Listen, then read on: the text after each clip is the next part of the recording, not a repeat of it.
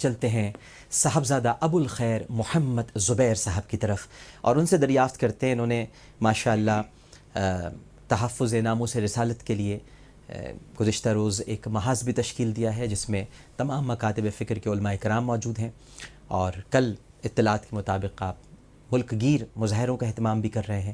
کیوں ضرورت پیش آئی؟ کیا واقعی ضرورت تھی یا خاموش بھی رہتے تو کام چل جاتا؟ صاحبزادہ صاحب سے پوچھتے ہیں. جی صاحبزادہ صاحب. بسم اللہ الرحمن الرحیم.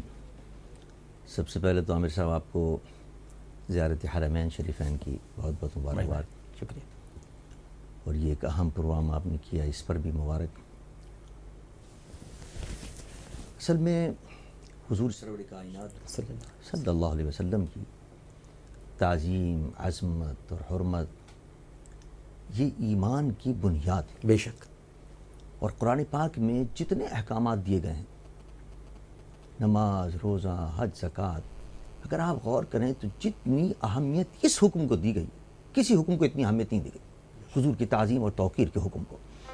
اور وَتُعَزِّرُوهُ وَتُوَقِّرُوهُ وَتُسَبِّحُوهُ بُكْرَةً وَأَصِيلًا، کہ میرے محبوب کی تعظیم کرو، میرے محبوب کی توقیر کرو، اور اس کے اندر کوئی فرق نہیں آنا چاہیے. اور اگر کوئی شخص حضور کی تعظیم اور توقیر کے اندر ذرہ برابر کی کوئی کوتاہی کرتا ہے تو سزا بھی اتنی سخت رکھی گئی ہے، یعنی اتنی سی سزا لا ترفعوا اصواتکم فوق صوت النبی تحبط اعمالکم وانتم لا تشعرون. آپ اندازہ کیجئے اعمال تباہ ہو اور پتہ بھی نہیں چلے گا. اتنی معمولی سی سزا کہ اگر تم نے میرے محبوب کی آواز سے اونچی آواز کر دی تو سزا یہ ہے کہ جب تک جتنا تم نے نیکی کی ہیں وہ ساری نیکیاں تمہاری برابر اور پتہ بھی نہیں چلے گا. اور یہ پتہ نہیں کتنی خطرناک بات ہے، آپ کو معلوم بھی نہیں ہوگا آپ کی نیکیاں برابر. اس لیے کہ اگر تمہیں پتہ چل جاتا تم اس کی اصلاح تلافی کر لیتے تو میں بتا بھی نہیں گا تاکہ تمہیں آخرت کے اندر بھگتنا پڑے.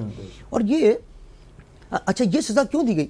انتہبط اعمالکم، آپ اس پہ غور فرمائیں کہ یہ سزا صرف کفر کی ہوتی ہے. یعنی انسان اگر مرتد ہو جائے، وَمَن يَرْتَدِّ عَنْكُمْ عَنْ دِينِهِ فَيَمُتْ وَهُوَ كَافِرٌ أُولَٰئِكَ حَبِطَتْ أَعْمَالُهُمْ فِي الدُّنْيَا وَالْآخِرَةِ. قرآن میں اللہ فرماتا ہے کہ جو شخص مرتد ہو جائے اس کے سارے اعمال ختم ہو جاتے ہیں.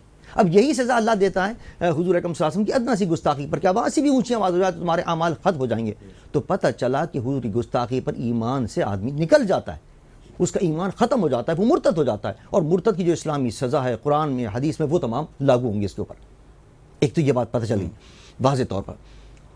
اور اب یہ بھی تو کہتے ہیں نا کہ صاحب یہ کیا نام ہے، یہ قرآن میں سزا نہیں ہے. اس کا بھی جواب آ گیا اس کے اندر کہ قرآن پاک میں واضح طور پر اللہ فرما رہا ہے کہ تمہارے اعمال حبط ہو جائیں گے. یعنی کیا مطلب؟ اس سے واضح بتا دیا کہ تم مرتد ہو جاؤ گے. قرآن میں تو کتے کا گوشت بھی حرام نہیں ہے، تو ان سے کیا کل پائے بنوائے نا. نہیں مطلب یہ کہ صحیح فرمایا، حدیث کو چھوڑ کر قرآن کیا سمجھیں گے یہ؟ اور قرآن کیا ہے صاحبزادہ صاحب؟ قرآن بھی تو حدیث ہے. بالکل صحیح فرمایا. رسول نے بتایا قرآن تو قرآن ہے نا. ان کے گھر میں صبح کیا کوئی ڈال کے گیا تھا قرآن؟ حضرت جبرائیل معاذ اللہ ہاکر تھے، صبح اخبار کے ساتھ قرآن ڈال گئے تھے. اسی لیے تو قرآن میں اللہ نے فرمایا نا من یطع الرسول فقد اطاع اللہ.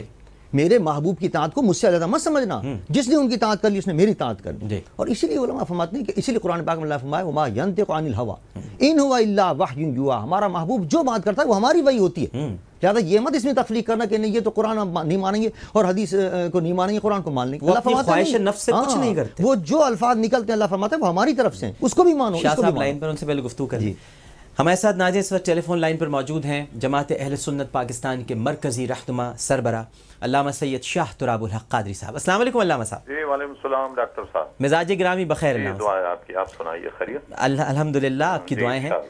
بس آپ سے رائے جاننا چاہ رہے تھے قانون توہین رسالت پر بھی، اور جو گستاخ رسول ہے اس کی سزا شریعت نے کیا متعین کی علامہ صاحب؟ جی دیکھیے ہر دور میں اصل میں حضرت صدیق اکبر رضی اللہ عنہ کے دور سے آج تک دنیا میں کئی بے روی کے دور آئے، بادشاہوں نے کئی بے روی اختیار کی، لیکن ہمیشہ گستاخ رسول کی سزائے موت ہوگی اور اس سے کم کوئی سزا نہیں.